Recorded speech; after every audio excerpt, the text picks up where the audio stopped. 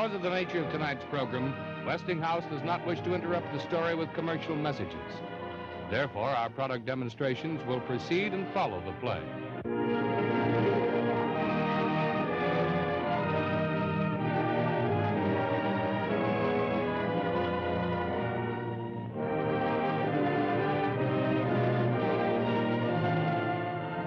Now that you've seen part one of Westinghouse Studio One, let's turn to our program.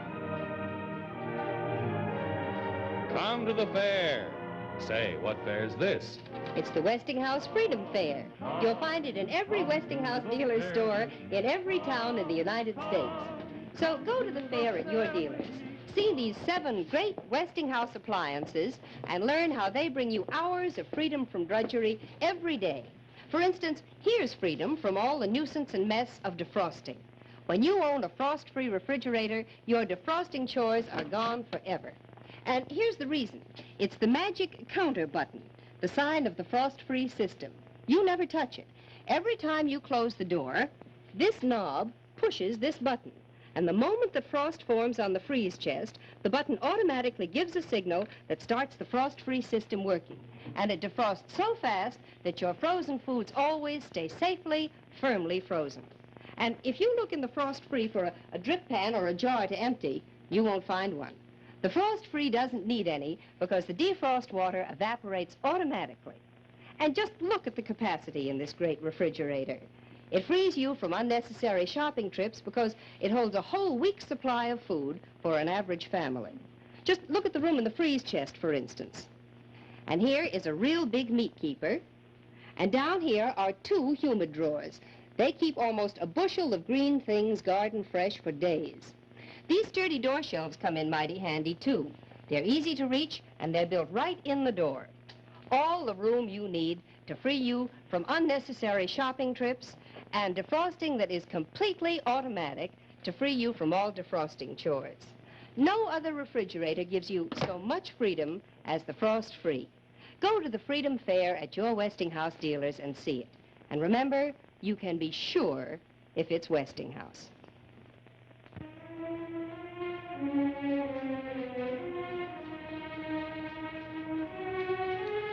This is a cross. To most of us, it is a symbol of infinite love and infinite humility. To some, it is a symbol of infinite suffering. 1900 years ago, the cross meant something very different. It was a symbol of the power of Rome.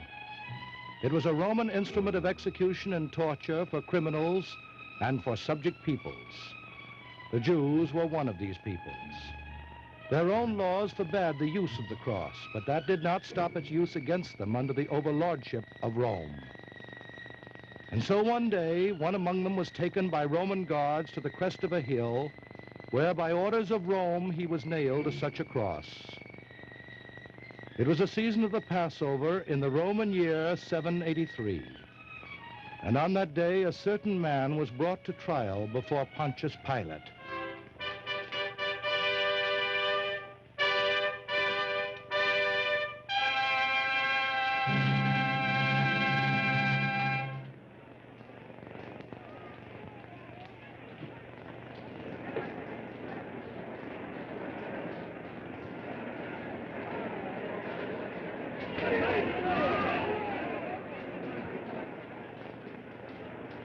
My lady.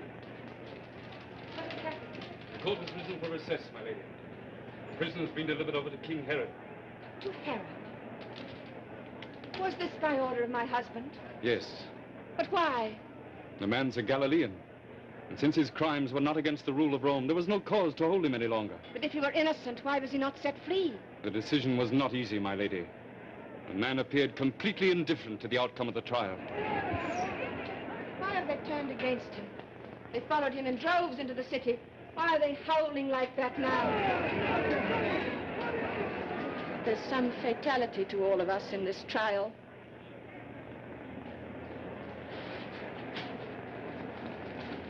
Thaddeus, see we are not disturbed. The High Priest requested audience. I've said I will see him. Yes, my lord.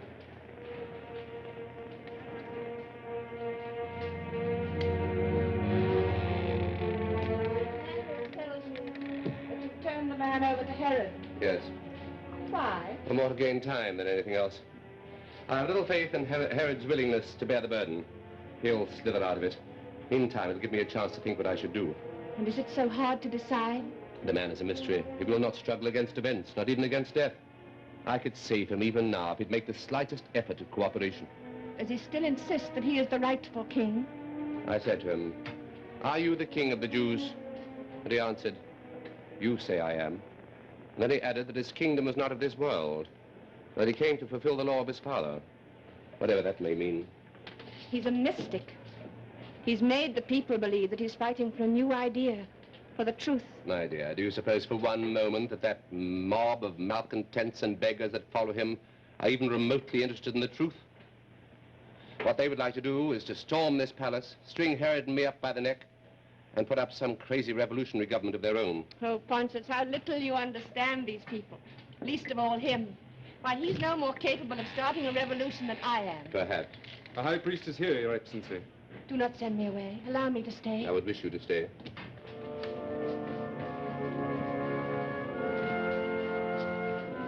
Good morning, Your Excellency.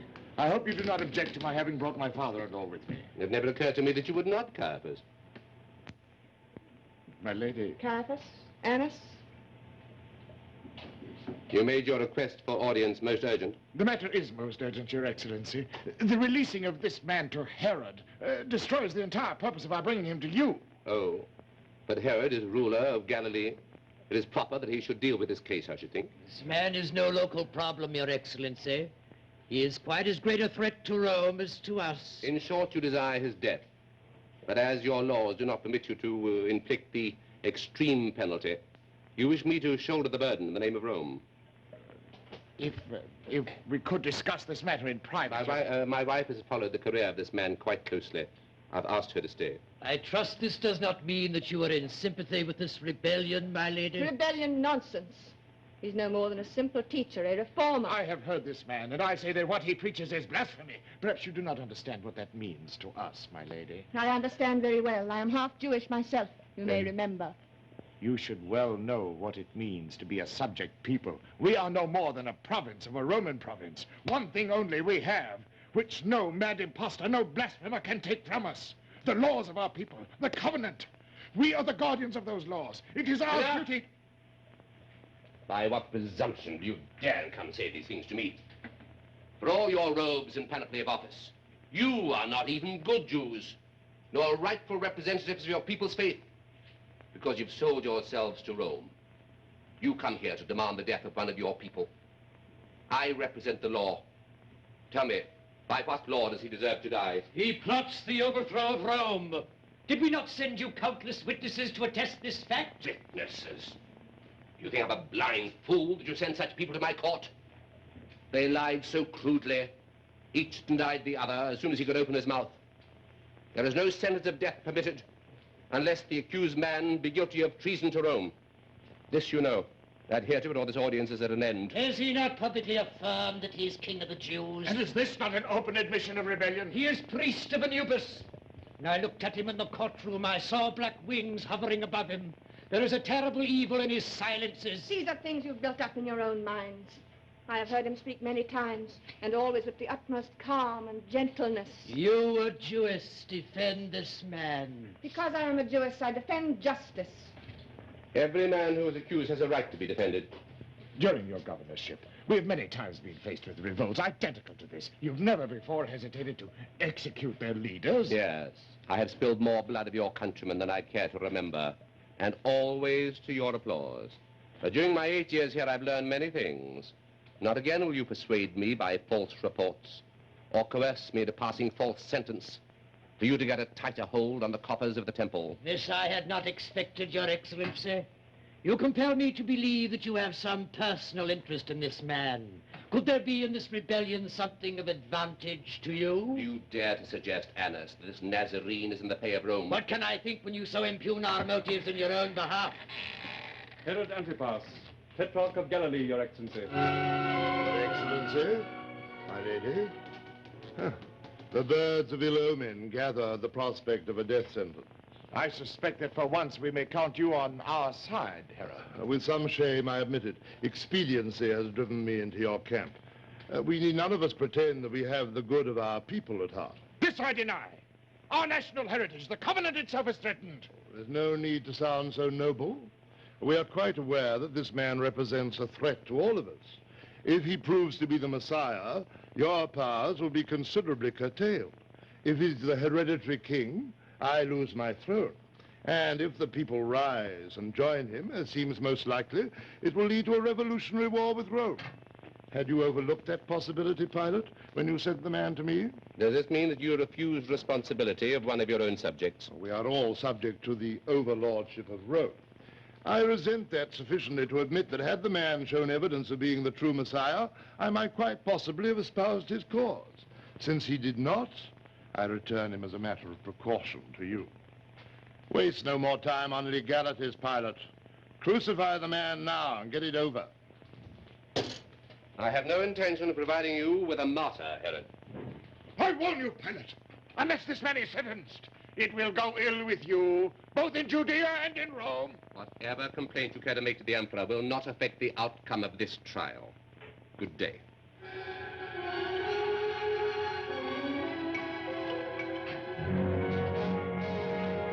Do not let stubbornness rule you, Your Excellency. This Nazarene is too dangerous to live. The unknown is always dangerous, to you as well as to us. Old moth-eaten scavengers. They have their claws on this country like hawks on a dying mouse. To every decent Jew, they do grave harm. What do you want with me now, Herod? You sent this man back for me to judge. What more have we to discuss? You're taking it very calmly, Pilate. Very calmly indeed, considering your position. I'm not aware that my position has changed in any way. Look at that crowd out there. How many would you say there were? 10,000? 10,000. And you have only 100 soldiers. I have been threatened enough for one day. Have you ever seen how a rebellion starts, Pilate? Out of those 10,000, there are perhaps 50 men who are there with a definite purpose. Some of them are in Annis's hands and pay, and the others in mine. So what happens? One of those 50 men throws a stone. It hits one of the guard. To defend himself, the man whacks one of the bystanders over the head with his sword. Others come to the man's defense. Suddenly, a lust to destroy sweeps over those people. After 8 years of ruling in Judea, I do not need you to give me a primer course in mob psychology. All I'm trying to make you understand, my dear Pilate, is that those 50 men are only waiting for the signal. A signal that both you and I know you will never dare to give. You underestimate me, Pilate. I have been waiting for a long time for an opportunity like this. One thing is certain.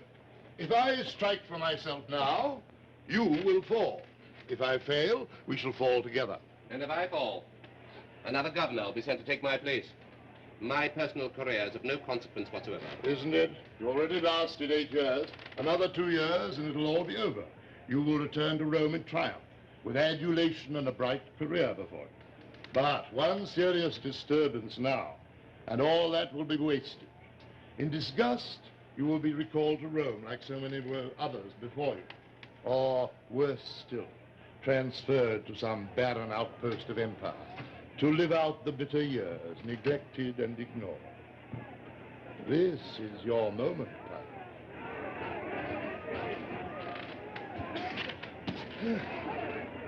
A crowd is a wonderful thing, a terrible thing. The weapon of power, the anvil of the mighty. Forgive me, Your Excellency, but the court is assembled. Have the prisoner brought back. What makes a king, Pilate? He's not in a throne, not in an army. Not even in a crowd. I have hated you for 8 years. There is nothing in the world more uninspiring than a government official. Except the king, who had not the courage to be a king. I might find the courage. Yes, the quite suddenly, I might find it.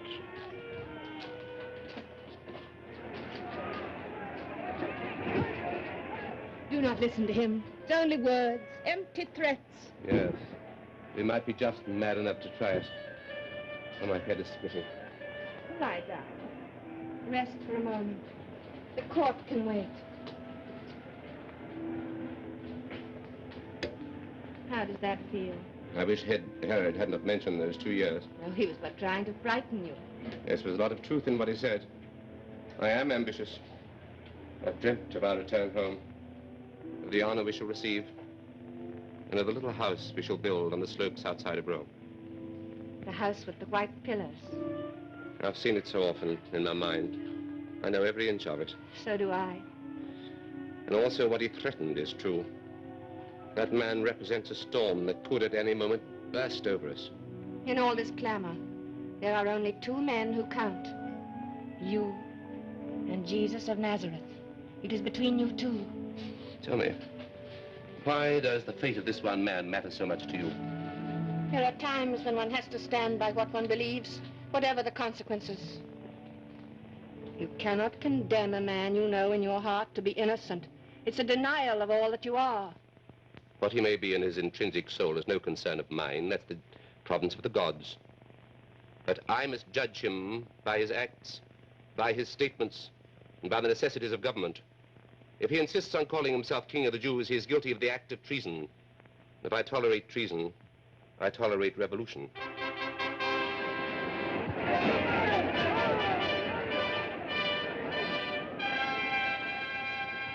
This trial has nothing to do with us.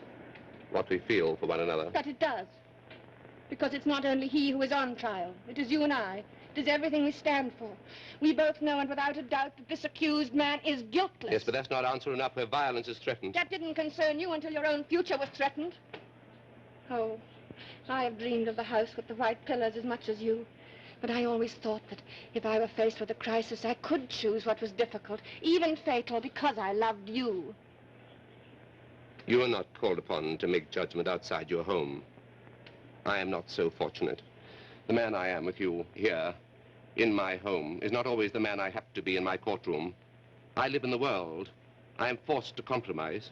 But the beginning of all wisdom is compromise. It's the basis of all success in government. You judge life with the arbitrary intolerance of a child. I judge it with the intolerance of a woman who's loved a man and believed in him completely for a long time. And I cannot believe in you in one room and doubt you in another. I cannot respect you as my husband and question you as a judge.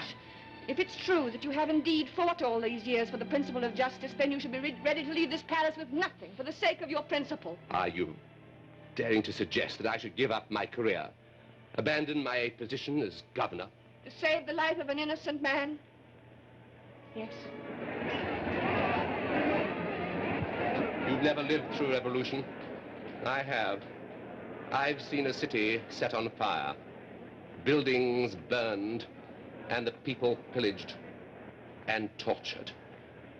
Why, the lives of 400,000 people, of yours and mine, may be hanging in the balance at this very moment. But no right was ever defended without danger, anywhere, anytime. I think I am best able to judge what should and what should not be defended. It's unjust of you to use our marriage as a weapon to sway my judgment. Oh, my darling, it's only because I don't want you to be swayed by anything but your heart that I argue with you. I must go in. Pilate, listen to What's me. the matter with you? You're trembling. I cannot help it. There must be no ghost, no guilt between us. Only absolute honesty can face the power of this strange man. What I can do for him under the law, I will do. Pilate! Doctor, I've never seen you like this. I beg you to go inside and rest. You know that I would never condemn a man without doing everything I could on his behalf. This is your moment, Pilate. It is upon you and upon you alone that the fate of this day depends.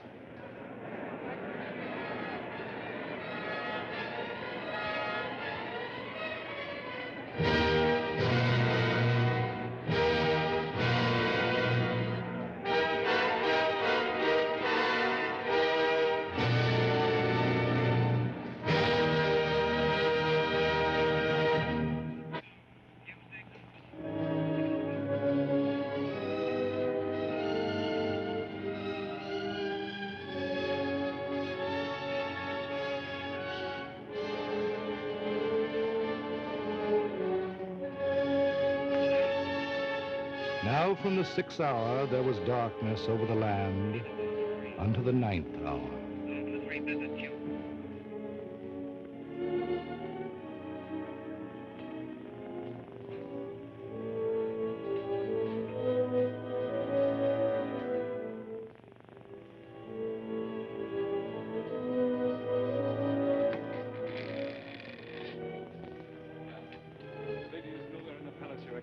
Was she not seen to go out? No, my lord.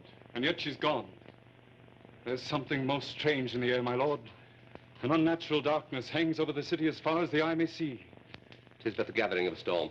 No doubt, my lord. And yet it is so still. How is it that in such a stillness, the veil of the temple should be rent? I am not concerned with these superstitious maunderings. I would know only what's happened to my lady. It may be that she joined the procession that followed him to Golgotha. To Golgotha? Well, that's impossible. She shrinks from the very sight of pain. Maybe, Your Excellency. And yet, when they were leading him forth from the court, a sudden heaviness settled over the palace. I went to the roof in search of a stirring of wind. My lady was there before me. What? She was seated on the parapet, looking out over the city and weeping, as the women in the streets below were weeping. This diabolical trial. And then, as the procession disappeared from view, I heard her utter a cry. She rose abruptly and went below. Everything connected with this man leads to discord. If I might suggest, my lord... Could I have saved him?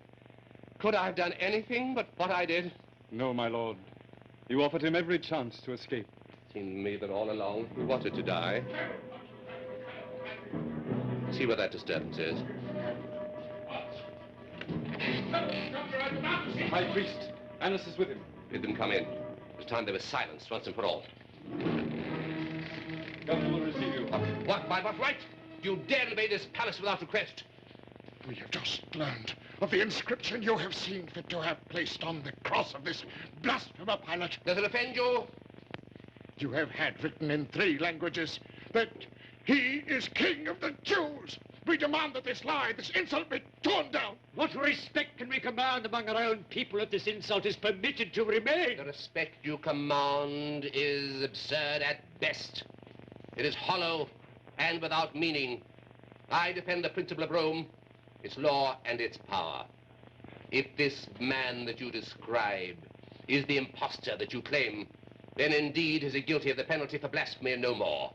It is only as he was indeed your king that he deserved the penalty of death. It is so he was judged and condemned. It is so he was crucified. Call this lettering an insult if you like. But it is for me the justification of the judgment that I have passed down. And as such, in the name of Rome, it will remain. May you be cursed for this thing, Pilate, until the end of your days. And may the power that is Rome's one day blow like dust through the gutters of Jerusalem. Not my silence, O God. Head out this year, Your Excellency. Send 2 guards to Golgotha to search for her. Our necromancer is having his revenge on all of us, indeed. Oh, spare us your dreary maledictions. You have had your way, you should be satisfied. We have defended the covenant. And betrayed your people. None of us have cause for gloating at this hour. There is no need for the 4 of us to keep on bickering here. We can do without each other's company for the next crisis or the next crucifixion. I wonder if it is over. We are all still here, the unholy alliance, just exactly as we were. Only he has gained his objective. What was his objective? To fulfill the prophecies by proving that he is the true Messiah. Had you failed to recognize that fact? What? Blasphemy! He will die before this day is out on the hill of the skull, like thousands of others. Only the Messiah is above death. He is not like the others. I was afraid of him. I admitted it. I wanted to destroy him. But now, I wonder, was my desire for his death merely a deception? Was I and my fear merely a contributing factor to the event? The event, do you see, that had to happen? He was crucified because you demanded it. The 3 of you. You left me no choice. We left you no choice. You knew that Annas and Caiaphas were powerless and that I would never really start an insurrection. You condemned him because he had to be condemned. You were in the grip of something stronger than you were, Pilate. I am warning you. Who knows how deeply he may be versed in the arts of magic. Suppose he were to be taken down and revived and rise again. We should have no means of denying that he is what he pretends to be. He would have the whole nation behind him. If he were indeed the Messiah, why did he not save himself? If he were the Son of God, he would have come down from the cross. My soldiers will remain at Golgotha until death is proved according to law. I will discuss it no further. That is not enough. Order your men, after he is taken down, to cut off his head, like I did the John the Baptist. That is the only way to ensure that death is indeed the end of everything.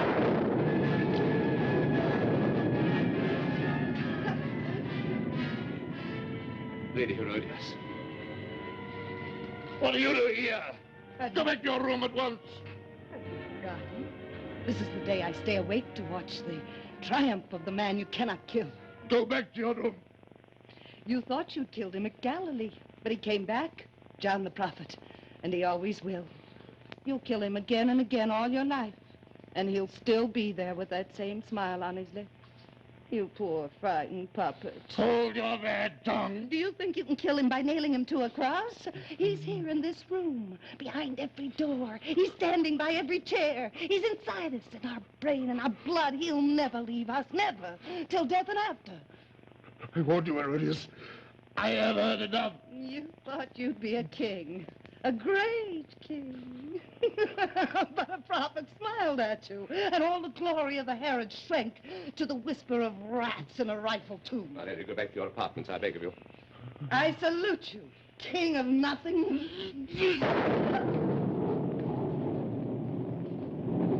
That was unforgivable.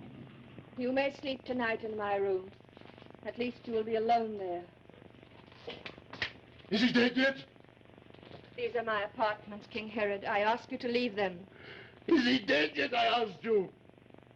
Is he dead, the king of the Jews? No death in this world can wipe out the smile on his lips. Not even the everlasting death.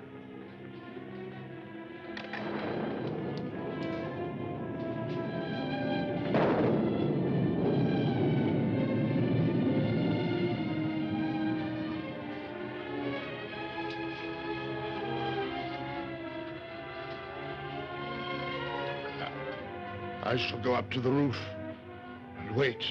You'd do better to hide in the cellars. I shall wait for you to bring me the head of this man. Wait if you are wise in your own interests. You will do. You must go and pray. Yes, pray. For we are all guilty, all of us. You may examine your own consciences. I am satisfied. I have done my duty. It is fitting that you, who've sold out to Caesar, should feel no shame.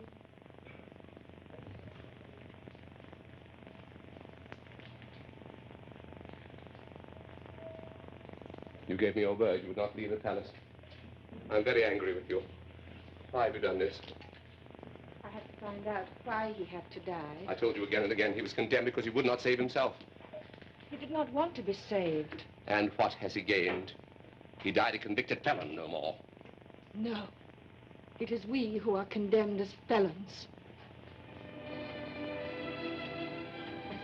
You said that we must live in the world.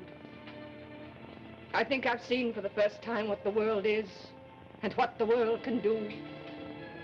The world can hang a body on a cross and drive nails through the quaking flesh and sit and jeer and play dice while a man's heart is torn out and tortured. It can dip a sponge in vinegar and thrust it between the bleeding lips made meaningless by pain. And that is all.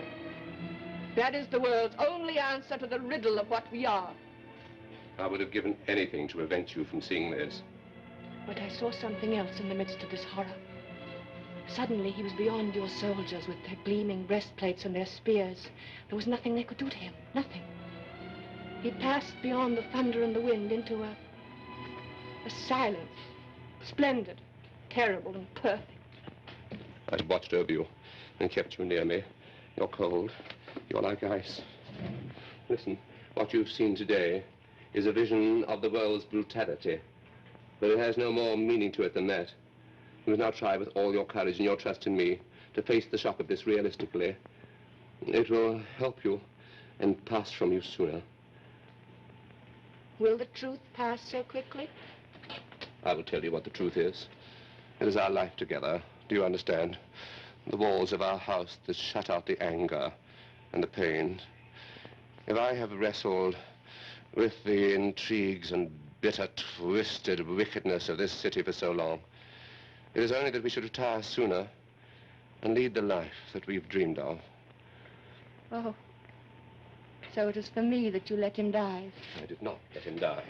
It was a political necessity. Do you imagine that careers in politics are achieved without incidents? Many incidents like this. But I never wanted a career for you at such a cost. I would rather we had nothing and were nothing. My lord. Well? A man named Joseph, a baroneteer, is here. He begs to see you. Do I know him? He says you do not, my lord. What does he want? He would not say more than that it is urgent. He's chosen an ill moment. My wife and I... No, see him, I beg you. Show him in. The governor will see you now.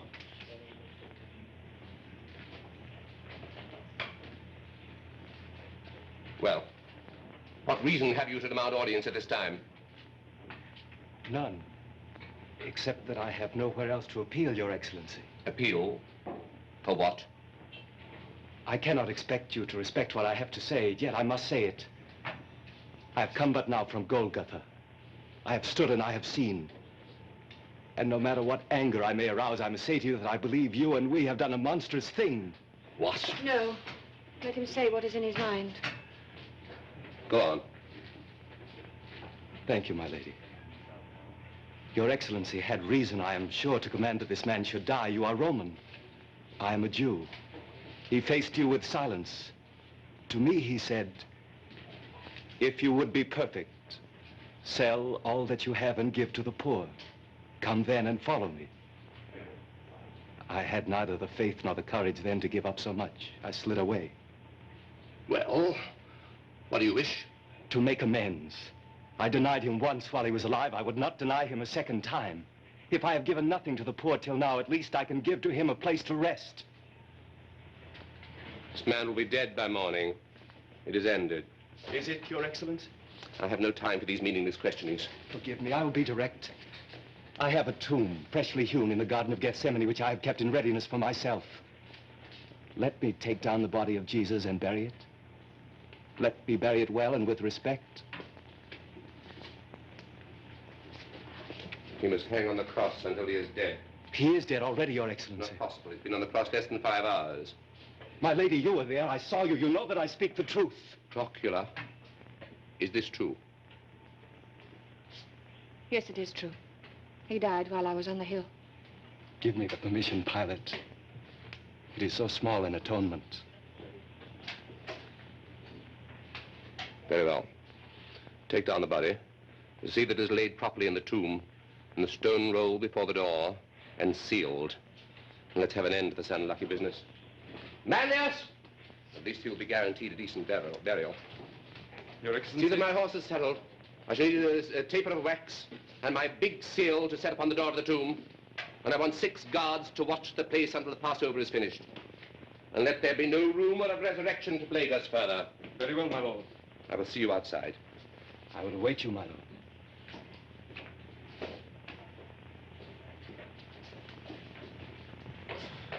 Do not let this come between us.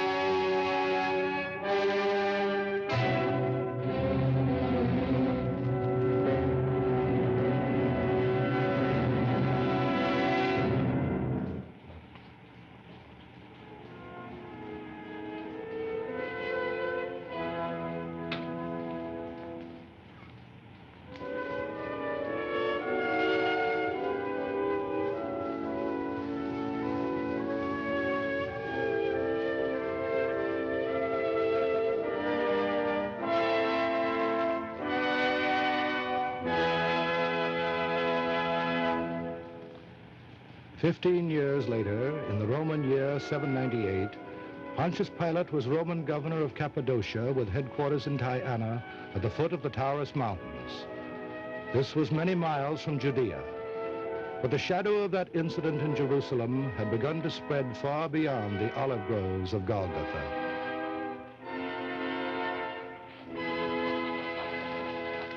More. These martyrs are hydra-headed. For each crucifixion we perform, there are 10 ready to die tomorrow. It's endless. No, not endless. Just long and tedious. How many more? Only 5, Your Excellency. When I have finished, bring the leaders from the prison. I wish to examine them. Yes, Your Excellency. Is my wife in the garden? No. She and Lucius Lepidus are in the next room. He wishes to bid you farewell before returning to Rome. We must hasten, then. I've kept them waiting an hour already.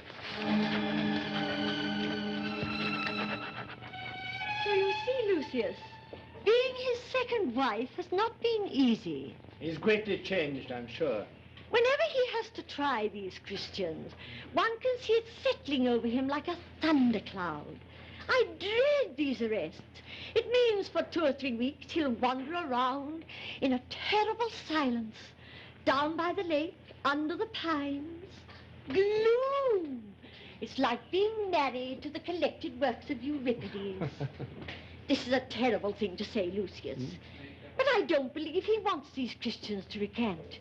He likes to see them crucified. He thinks that by sentencing them to death, that he can stamp out some obsession in himself. But he can't. Well, Lucius, are you leaving us after all? I'm afraid so, yes. We shall miss you. It's been like a breath of spring having you here. I must go and see if everything is in readiness for your departure. Forgive me. These Christians seem to be taking up a great deal of your time. Yes, but I think we can say we're past the flood. As long as we continue to be strong, they will soon lose their love of martyrdom. It's amazing how it spreads, though. The demonstrations are breaking out everywhere. The longer I live, the more I detest religious fanatics. We struggle to bring these barbarian countries the best that civilization has to offer, and along come these lunatics who deny reason and attack the very structure of rational living. And then, after finally sowing discord and sedition everywhere, march to their death caterwauling their hymns as though they were going to a festival. You know, in a way, I admire them. At least they have the courage of their convictions. Man has a unique birthright, the faculty of reason. To deny the existence of God is the one honest tribute one can pay him. Tell me, I've always wanted to ask you, if I dared, what really happened to Procula? I never knew. Without warning, without a word to anyone, she left everything. Her home, her family, her future, everything. This Nazarene must have had some extraordinary power to have appealed to her so strongly. It was not his strength, it was her weakness. A woman's indescribable desire for immolation. Well, whatever else you've lost, you certainly kept your reputation for legal rectitude. The incorruptible Pilate. I put my trust in the law. The law is the only thing that survives without betrayal. Your litter is in the courtyard, Lucius. I can't bear to see you go. It's been such a relief for Pontius to have someone civilized to talk to. Goodbye, Lucius. Salute the Eternal City for me. I shall hold you to your promise to come and stay with me next year. We will, the gods be willing. I shall convey your respects to the Emperor.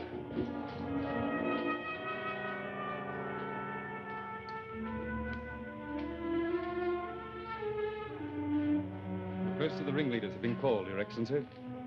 Do you know something, Manlius? It is tomorrow. 15 years ago, tomorrow. I know, my lord. The trial never ended, really. And yet it was the end of everything. Well, if it has to be, how many are there? 4, my lord.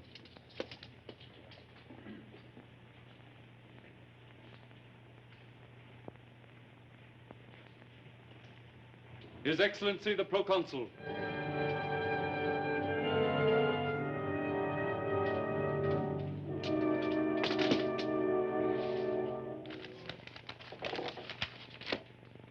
You, I understand, are the confessed ringleaders who enjoin the populace to defy the authority of Rome. You're also responsible for inciting the mob to desecrate the statue of Jupiter in the public square. And please answer my questions. Are you aware of the penalties incurred by these acts? I would ask you to answer individually. Yes. We knew the penalty. Yes. Yes. Yes, I knew. I would wish the prisoners taken back to their cells. I would talk to examine this one only. Yes, Your Excellency.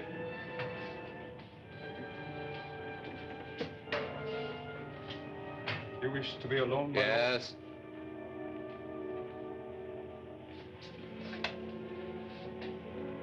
Procula, what are you doing here with this band of rebels? I was arrested. Your hair. It's been white for years. Fate certainly played a supreme jest, bringing us together here like this. I think it is very fitting that you should judge me. At least I'm certain of a fair trial. Why did you never send me word? There were no words. It seems that I was deceived in placing so high a value on the bond of marriage. I never loved you more than when I left you. I had to give up what I loved most in order to learn to love more. It was little enough beside Golgotha. And what precisely did he give up? He endured, no doubt, a few terrible hours on the cross, but he was sufficiently recovered to vacate the tomb 2 mornings later. He had risen. Don't tell me that you, of all people, support this incredible belief in his resurrection. It's no myth. You have the temerity to believe this incredible fabrication. He rose from the dead as he had promised, as all men may leave the prisons of their mortality. Do you not think that I examined enough prisoners not to know what happened? I've collected proofs for the last 15 years. They're in my files 1,000-fold. And still the final proof always escapes you. Because the final proof isn't in him, but in you. And the truth that he stood All for... you Christians babble about the truth. And yet in the courtroom, when I asked him the question, what is truth? He made no answer. What could he say? What could he have said that you would have accepted? I knew that you hated me, but I didn't realize how much. This is no time to settle our personal differences. There is the oath of allegiance. Read it. There is only one oath, and I have already taken it. You will take the oath of Rome, or I will force you to it. Force? You have none left to call on, and yet you go on trying Jesus and every man and woman who is brought before you. Will you stop this pernicious quibbling? It is you on trial, not I. This is reality. Not a question of model abstractions. You face the penalty of death by crucifixion. Yes, I know. You fool. You blind, drugged, self-deceiving fool. Can't you understand? There'll be no Joseph to take you down. No tomb for you to recover in. You'll lie out there for 2 days until they break the joints in your legs and your heart bursts with the rush of blood. And they will throw your body into the common grave. There's no indignity in being buried with one's friends. Oh, I wish I could make you understand how unimportant the act of dying is. This is your whole life, and it hangs on one word. One word of denial. What else is worth dying or living for but to give witness to the truth? So this is the end that your pernicious faith has brought us to. You prefer to die. Death is your ultimate insolence, your final gesture of outrageous egotism. You'll die then! March to your death tomorrow, singing and praising the divine mercy, while they batter the nails into your hands and feet. There's no need to describe it. I've seen it often enough. And what would I do? Resign my post to stop signing your death warrant. You can try to understand if I can find words that you will understand. You asked me what I've found on my journey. I have found that in very truth, Jesus is the Son of God. But he's also the search. He's the thirst for freedom and the hunger for knowledge. He's an infinite number of resurrections over the deaths of outlived ideas. He moves in the restless mind and in the heart that cannot be satisfied. He's the storm of hope and the center of change. He's everything that is undaunted and passionate and undiscovered. He was no fireside philosopher that one could follow in ease and comfort. He offered only the unyielding struggle to become master of oneself and the servant of God. And so we search. We leave everything. Our families, our homes, our duty to one another, even our respect as human beings. And for what? To pay tribute to a man who performed only one genuine miracle. Before founding a religion on a miracle that never happened. No, but it did happen, and it goes on happening every day. There's a new world coming into being. I would go doubly happy if I knew that you would be a part of it. I prefer to stand by the world I know. I will send you the oath at dawn tomorrow. You'll have 12 hours to reconsider your decision. They're building the crosses. Don't think of me tomorrow. I shall be well armed and well protected. And I shall pray for you, my darling. Until my final breath, I shall pray that for you, too, one day, you will be granted the miracle of sight.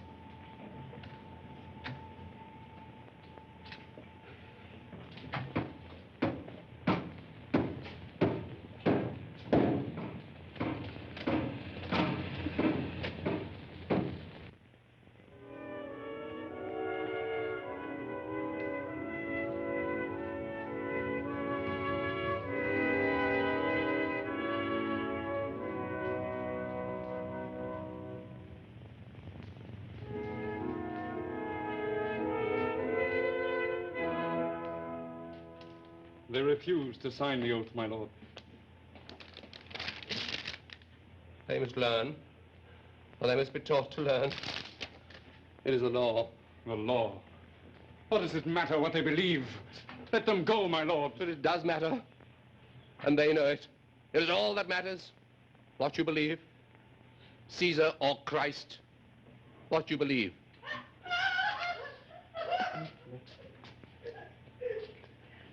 She was everything I had. Everything I ever cared for. What else is worth dying for but to give witness to the truth? To give witness to the truth. To give witness to the truth. Manlius, tell the execution to stop. Let them go. Let them go.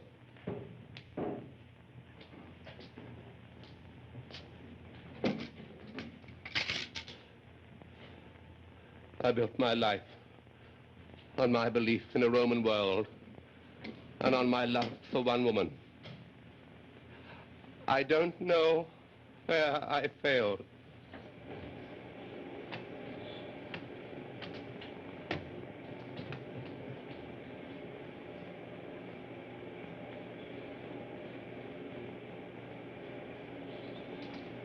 What is truth?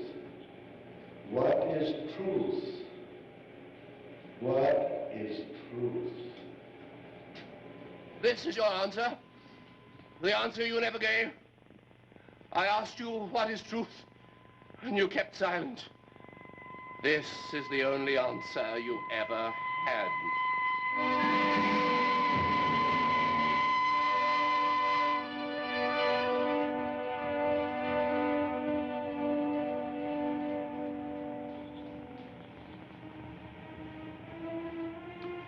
The crucifixion was done, but nothing was settled, nothing was ended. The agony goes on and has never been stilled. Roman soldiers drove the first nails through those hands and feet. Were they the crucifiers? No, not alone. Was it Rome? 1900 years ago, yes, in part. So in part was the emissary of Rome, and a few men in high places who were jealous of their position and who were afraid. But not the people of Rome, who knew nothing about it. nor the people of Judea, many of whom loved and followed the one who had died on the cross. But this is not answer enough, for the crucifixion still goes on. Every hour of every day, the agony is reenacted. This is the season of reminder to look to ourselves. The guilt or innocence is in our own hearts. For anyone today, as then, who lives in fear, anyone who would secure his own well-being by sacrificing his principles, anyone who would still his conscience to his own gain, anyone who would, by false dealing or false report, cause hurt to another, anyone who would throw the blame for Jesus' death on another man, another race, or another people, is himself crucifying Christ again. Look to ourselves. It is only we, every hour of every day, who cause the agony to go on.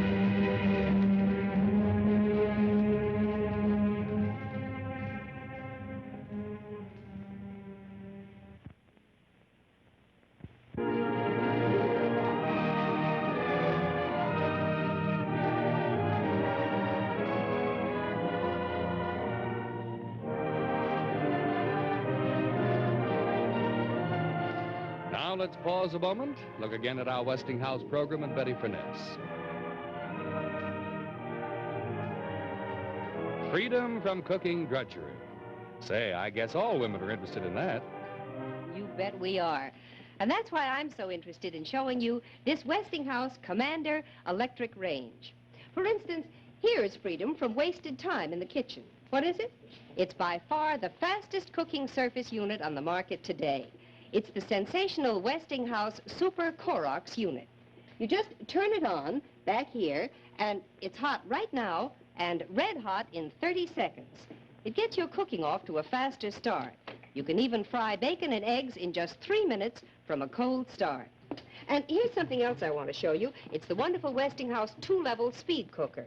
In the well position like this, it's perfect for stews, deep fat frying, and lots of other cooking jobs. But suppose you want a 4th surface unit. Well, you just lift it up like that, give it a turn to the side, and there, you have a 4th surface unit. And each one of these 4 surface units brings you freedom from watching the pot, because these color glance controls up here each give you 5 different speeds of heat, and they're measured with absolute scientific accuracy to give you just the right heat for each food. And this wonderful Westinghouse Commander range gives you freedom from baking troubles, too. And that's because in this miracle sealed oven, you get perfect baking results every time.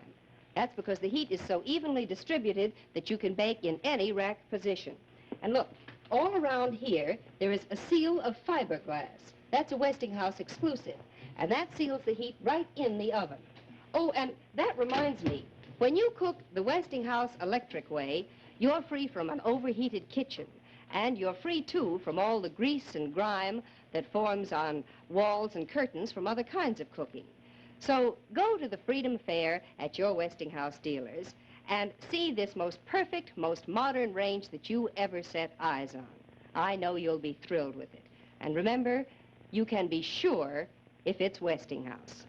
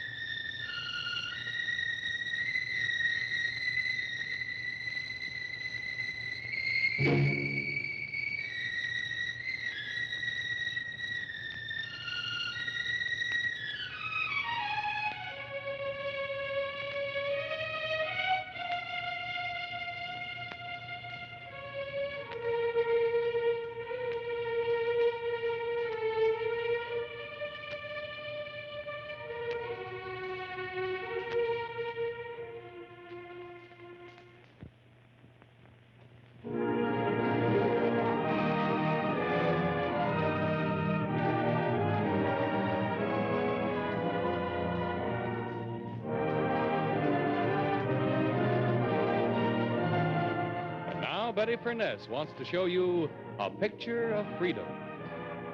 Here they are again. Those great Westinghouse appliances that are now on display in the Freedom Fair at your Westinghouse dealers. They bring you hours of freedom from drudgery every day. Here's the frost-free refrigerator. It brings you freedom from the nuisance of defrosting. And the Westinghouse electric sink frees you forever from washing dishes. And here is freedom from cooking drudgery in the new Westinghouse electric range. And here are America's favorite laundry twins, the Westinghouse laundromat and the clothes dryer. They free you from all the work of washing and drying clothes. And the Westinghouse electric heater frees you from waiting for precious hot water. It keeps water hot always and at low cost. And here is real freedom from the messy chore of emptying garbage, the wonderful Westinghouse Waste Away. See for yourself how these great Westinghouse appliances bring new freedom into your home. And remember, your own Westinghouse dealer invites you to come to the Freedom Fair.